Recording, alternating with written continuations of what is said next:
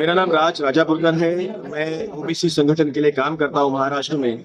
और मैं एक राजनीतिक पक्ष का, राष्ट्रवादी कांग्रेस पार्टी जो शरद चंद्र पवार साहब का पक्ष है, उसका महाराष्ट्र का ओबीसी का अध्यक्ष हूँ। हमने आज साउ ब्रिगेड के माध्यम से मुंबई में जो है अनेक विविध सामाजिक संगठन, जैसे कि रेणके आयोग के जो है उनके अविनाश जी रेणके आइए यहाँ पे, ऐसे जो है विनू जी है यहाँ पे, राष्ट्रीय जनता दल के लोग, अनेक लोग यहाँ पर जो मौजूद थे। हमने ये चीज के बारे में कहा कि भाई जाति न्याय जनगणना जो है, कास्ट बेस्ड सेंसस वो होना चाहिए।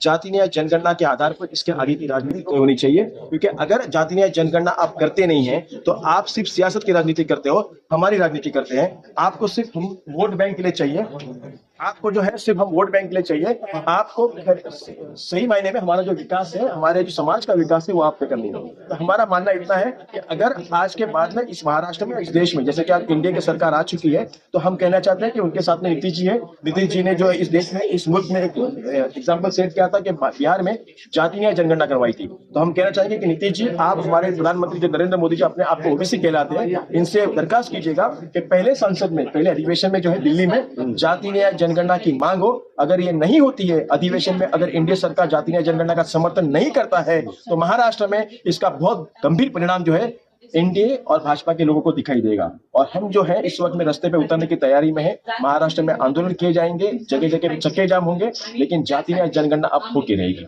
नमस्कार, मी विद्या भाऊसाहेब गाडेकर, इंडिया आघाडी महाविकास आघाडीच्या राष्ट्रवादी काँग्रेस पक्षाच्या शरदचंद्रजी पवार गटामध्ये मी प्रदेश सचिव म्हणून कार्य करते। आज इथे प्रेस बोलवण्याचं कारण आहे, जातनिहाय जनगणना ही झालीच पाहिजे आणि त्यासाठी आम्ही तीव्र आंदोलन करू, हे आम्ही सगळ्या सरकारला इशारा करण्यासाठी ही प्रेस कॉन्फरन्स बोलवली आहे। ज्यावेळेला राष्ट्रवादी काँग्रेस मॅनिफेस्टोमध्ये ह्या सगळ्या गोष्टी आहेत, मात्र आत्ताची जी सध्याची परिस्थिती आहे, आज तुम्ही ओबीसी आरक्षण पहा, मराठा आणि ओबीसी यांच्यामध्ये एवढं मोठं वादळ पेटलं आहे। तर याच्यामध्ये मूळ मुद्द्याचा जर आपण विचार केला तर जातनिहाय जनगणना हा त्याचा बेसिक आणि मूळ मुद्दा आहे, तो कुणाच्याही लक्षात येत नाहीये। लोकांना असं वाटतं मराठा विरुद्ध ओबीसी किंवा मराठ्यांनी ओबीसी मध्ये आरक्षण मागतात, तर हे त्यांना नक्की हे कळत नाहीये की जातनिहाय जनगणना जर झाली तर हा सगळा प्रश्नच मिटेल। मेरा नाम हाजी कमाल जमाल खान है और एवरग्रीन फाउंडेशन के माध्यम से मैं यहाँ पर आज बुलाया गया था। राजा राम साहब ने और हमारे दोस्त अकबर चोगले ने आमंत्रित किया था। तो इन लोगों ने जो बातें रखी है वो देश के हित में, हर एक धर्म के लोगों के लिए बहुत बेहतर है। इसके लिए हमने हमारी एवरग्रीन फाउंडेशन और बिस्मिल्लाह निजामी फाउंडेशन की जानिब से हम लोगों ने इनको अपना पूरा समर्थन दिया है। और ये देश में जहाँ जहाँ जो चीज़ करना चाहते हैं, इनके साथ हम लोग तन मन धन के साथ इनके साथ जुड़े हुए हैं।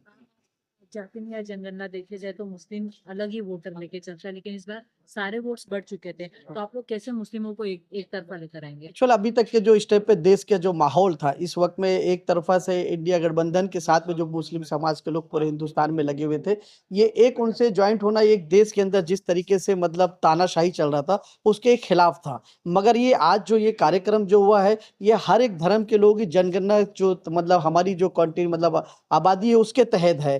तो इसलिए वो चीज़ अलग है, ये चीज़ अलग है। इससे हमें पता चलेगा कि इस देश में हम कितने, हमारी आबादी है, हमारी कितनी ताकत है। उसके खिलाफ हम अपने समाज के लोगों तक के जाके हम अपनी बातें रख सकते हैं और हमारे समाज के लिए जो ज़रूरत की चीज़ें हम उनसे देश की हमारी सरकार से हम अपनी चीज़ें करवा सकते हैं। और वो जो इलेक्शन का जो माध्यम था वो एक अलग था, वो तानाशाही लोकशाही के खिलाफ एक आंदोलन था वो मुसलमान समाज का। जी, ये जो आज जो कार्यक्रम हुआ था, राजा राम साहब, हमारे अकबर चोगले और जो खास तौर पे हम लोग मुंबई शहर के जो एवरग्रीन फाउंडेशन, बिस्मिल्लाह निजामी फाउंडेशन, इसके तहत हम पूरी कोशिश करेंगे मुंबई शहर, खास तौर पे हमारा लक्ष्य रहेगा मुंबई शहर के लोगों तक के हम बताएंगे कि ये जो चीज़ें इस टाइम पे जो चल रही है, इसको किस तरीके से हमको अच्छे तरीके से ब्रीफ करना है और लोगों तक के हमें उसकी अपनी पूरी आवाज़ पहुँचाना है, उसमें हम पूरा का पूरा सहयोग करेंगे। भारत के अंदर जाति जनगणना सच है, जात ख़त्म नहीं हो सकता।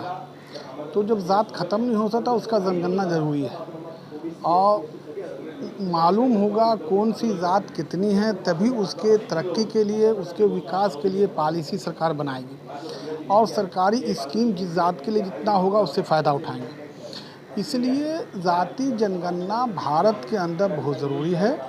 ऑल इंडिया उलमा बोर्ड ये सरकार से मुतालबा करता है कि ज़ाति जनगणना करा के और जो ज़ात जितनी कमज़ोर है, जितनी पसमानदा है, जितने पिछड़े हुए हैं, उनके लिए तरक्की के लिए स्कीम बनाएं ताकि उसको हम मेन स्ट्रीम में ला सकें, कौमी धारे में ला सकें, बराबर हम कर सकें।